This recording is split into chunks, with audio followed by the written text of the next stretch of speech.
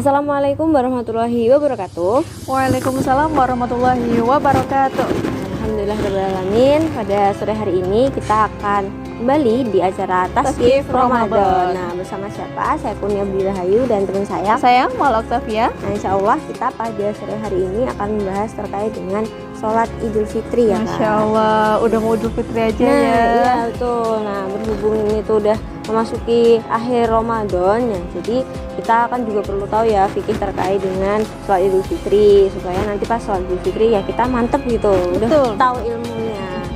Nah, oke, mungkin ini nih Kak, kalau kita bahas sholat Idul Fitri, ya sebetulnya kayak gimana sih kewajiban dari sholat Idul Fitri atau urgensi dari sholat Idul Fitri sendiri? Hukumnya dulu dah. Kalau kita bicara soal Idul Fitri, sholatnya ya, sholat Id itu hukumnya adalah sunnah muakkadah. Jadi dia bukan wajib gitu ya, tapi sunnah yang sangat dianjurkan. Jadi ya eman banget kalau kita tuh meninggalkannya gitu ya. Jadi jangan sampai ditinggalkan gitu. Sunnah ya sangat dianjurkan untuk dilaksanakan. Jadi eman banget kalau kita nggak ngelaksanain. Nah, meskipun ini adalah sunnah, terus ya udahlah sunnah, aku besok bangunnya siangan aja, aku udah capek nih ngelembur seharian semalaman ngerjain tugas. Jangan gitu ya. Justru hal-hal yang kayak beginilah yang akan meningkatkan pahala kita. Kita belum tentu loh mengerjakan yang wajib itu diterima sama Allah. Maka tambahlah dengan hal-hal yang sunnah. Apalagi Idul Fitri itu ya 1 tahun sekali ya. Masa sih sholat cuma 1 tahun sekali juga kita nggak mau gitu. Oke, itu terkait dengan hukumnya. Nah, kalau pelaksanaannya nih Kak, sebetulnya kayak gimana sih gitu? Jadi sama seperti ketika kita melaksanakan salat pada umumnya ya. Jadi ya rukunnya kita wudhu dulu dan sebagainya gitu. Cuma pelaksanaannya ada perbedaan. Kalau salat pada umumnya mungkin kita takbir kemudian langsung rukuk dan sebagainya gitu ya. Ternyata kalau di dalam sholat Id, Idul Fitri ya, spesifiknya kita bahas Idul Fitri, ini ada yang diulang. Apanya yang diulang itu adalah takbirnya. Hanya saja pengulangan takbir ini itu hukumnya adalah sunnah. Gitu ya. Jadi bukan bagian dari rukun. Jadi misalkan gini, kita bicara normalnya dulu. Ini sholat, kemudian sholatnya adalah sholat secara berjamaah kan ya. Sholat berjamaah, kemudian imam takbir. Dan setelah itu rakaat pertama itu takbir 7 kali, kemudian di rakaat yang kedua itu takbir 5 kali. Jadi sholat Idul Fitri itu jumlahnya berapa rakaat? Jumlahnya adalah 2 rakaat. Di satu rakaat, di rakaat yang pertama takbirnya adalah 7 kali, di luar dari takbiratul ihram. Jadi takbiratul ihram setelah itu ditambah dengan takbir 7 kali.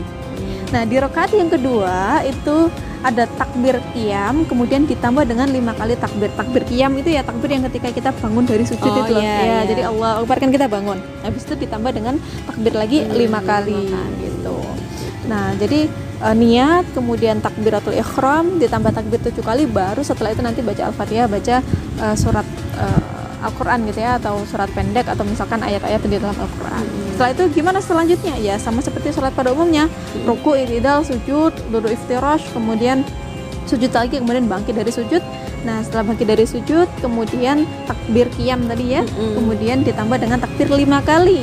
Nah, setelah takbir 5 kali baca Al-Fatihah, kemudian baca suratnya lagi, baik ayat Al-Quran ataupun satu surah full juga tidak masalah. Kemudian ruku, i'tidal, sujud, duduk iftirash, kemudian sujud lagi, dan yang terakhir adalah duduk tawaruk ya, duduk tasyahud akhir, kemudian salam. Nah, apakah kemudian ini harus dilaksanakan secara berjamaah? Keutamaannya adalah dilaksanakan berjamaah. Tapi kalau memang uzur gitu ya, maka boleh dilakukan secara munfarid, tidak masalah. Kayak misalkan dulu kita pernah pandemi ya, yang pandeminya tuh udah nggak boleh kemana-mana, terus sholat Idul Fitrinya gimana? Silakan dilaksanakan di rumah, nggak masalah. Atau misalkan seorang musafir nih, dia sendirian, ternyata nggak ada jamaah sholat Id sama sekali gitu, terus dia di gurun pasir misalnya, ternyata sudah waktunya Idul Fitri gitu ya. Nah, makanya sholat sendirian tidak masalah gitu. Kemudian atau misalkan kasusnya begini lagi, dia pengen sholat jamaah tapi ketinggalan. Berangkatnya telat nih. Telat ya, bangun kesiangan. Bangunnya kesiangan, aduh aku kesiangan. Terus berangkatlah telat. Ternyata setelah berangkat imam sudah takbir. Nah, dia ketinggalan takbir, misalkan imam sudah takbir 8 kali. Kok 8 kali?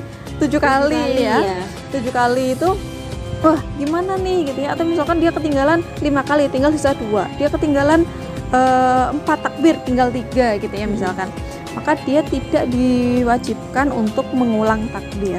Karena takbir di sini bukan bagian dari rukun. Jadi dia hanya tambahan atau kesunahan saja. Jadi kalau misalkan oh ternyata dia takbir cuma kebagian 2 kali takbir karena imamnya tinggal 2 kali takbir, sudah ikuti itu saja, langsung setelah itu mengikuti Al-Fatihahnya imam, tidak perlu mengulang takbir kembali kayak gitu. Insya Allah ya, ternyata seperti itu pelaksanaan ya dari sholat Idul Fitri itu tadi. Nah mungkin ada hal lain nggak Kak yang perlu kita ketahui ketika kita itu melaksanakan sholat Idul Fitri? Selain daripada kita bahas Idul Fitrinya secara langsung, kita bahas juga keutamaan-keutamaan yang lain, sunah-sunah yang lain yang mengiringi Idul Fitri itu sendiri. Jadi kalau kita mau sholat Idul Fitri itu ada persiapannya pasti. Jangan sampai misalnya sholat ya udahlah berangkat gitu. Kayak nggak ada momen spesial gitu ya. Jadi kalau kita mau berangkat Idul Fitri, pertama mandi. Ya memang kita disunahkan mandi. Jadi janganlah ya semales-malesnya kita gitu. Mandilah meskipun cuma ketika mau sholat Idul Fitri gitu ya. Meskipun seharian itu nggak mandi nggak apa-apa, yang penting mau sholat Idul Fitri mandi. Jangan nggak mandi gitu. Jadi sunahkan mandi. Kemudian setelah mandi apa? Berdandan. Dalam artian berdandannya ini merapikan pakaian ya, bukan bertabaruj. Beda lagi, ini berdandan dengan bertabaruj itu beda ya. Jadi kita merapikan pakaiannya, jadi pakaiannya bersih gitu ya, wangi gitu, pakaian yang terbaik, mukanya biar fresh gitu ya, jangan ngantuk gitu ya. Jadi mukanya fresh, habis mandi kan fresh tuh muka gitu ya, udah wudhu dan sebagainya gitu.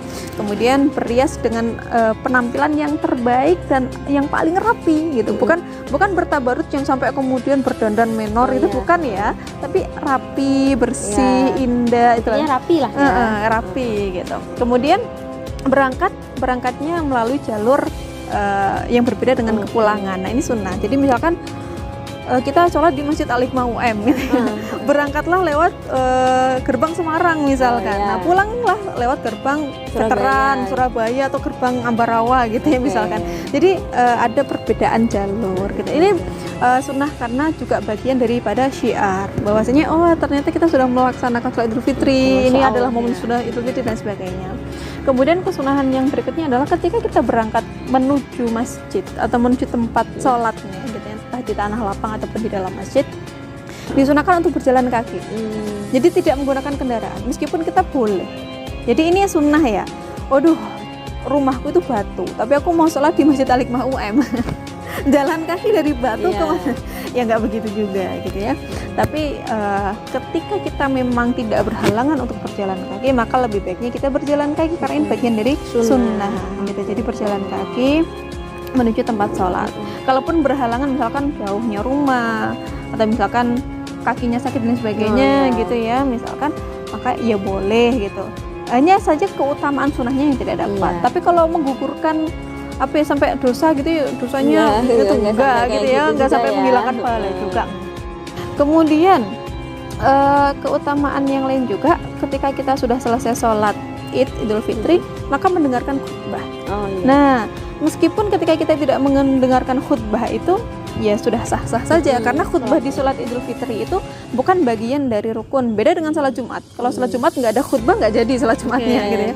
Tapi kalau sholat Idul Fitri kita tidak mendengarkan khutbah itu pun tidak masalah. Tapi keutamaannya adalah kita mendengarkan khutbah yang dilantunkan diperdengarkan ya atau disampaikan oleh khotib itu sendiri. Dan khutbah ini ada aturannya juga gitu ya. Khutbah yang pertama nanti takbir 9 kali, sedangkan khutbah yang kedua nanti takbir 7 kali. Nah ini jangan sampai kebalik, jangan sholatnya 9 kali takbir dan 7 kali terus nanti khutbahnya 7 dan 5. Jangan kebalik ya. Kalau sholatnya rakaat yang pertama itu 7 kali takbir, rakaat kedua 5 kali takbir. Sedangkan kalau khutbah yang pertama 9 kali takbir, khutbah yang kedua 7 kali takbir. Ini karena kalau lupa ini itu ya harus diingatkan gitu. Jadi harus tahu, bukan hanya imamnya. Wah imamnya nggak tahu nih ya, makmumnya juga harus tahu. Gitu. Nah itu ya jadi khutbah. Kemudian ketika kita bicara soal Idul Fitri ya, sholat Idul Fitri itu bagaimana juga kita itu perempuan yang haid. Nah kalau perempuan haid ini kan nggak sholat, Iya, otomatis ya, otomatis. otomatis nggak sholat.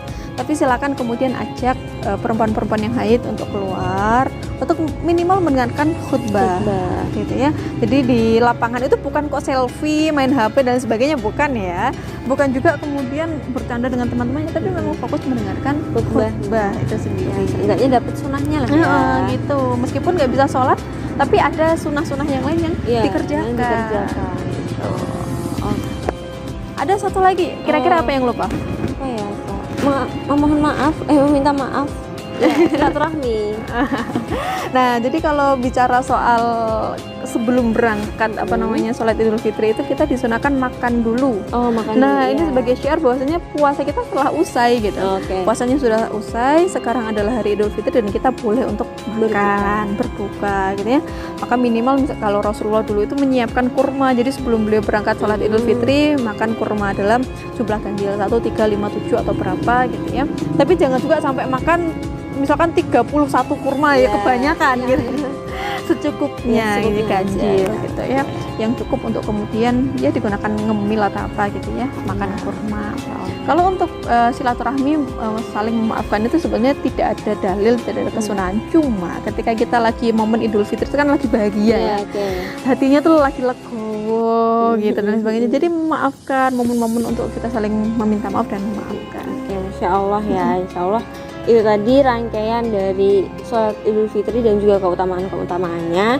Semoga nanti Sobat Muslim Saintis juga bisa mengamalkan ya, baik itu yang sunnah muakkad maupun yang sunnah kayak gitu. Nah, harapannya untuk meningkatkan lagi gitu amalan kita kayak jadi harus lebih semangat. Ini momen 1 tahun sekali. Iya, betul. Eman kalau cuma dilewatin tidur aja gitu ya. Dan belum tentu kita di tahun depan itu juga akan menemuinya. Insya Allah, amin. Nah, insya Allah karena waktunya udah sore juga, itu dulu yang bisa kita bahas. Semoga tetap berkah dan sampai jumpa di acara-acara karisma yang lainnya. Iya, betul. Saya Kurnia Budi Rahayu dan teman saya Maula Octavia mewakili segenap kru karisma yang bertugas. Kami undur diri. Wassalamualaikum warahmatullahi wabarakatuh.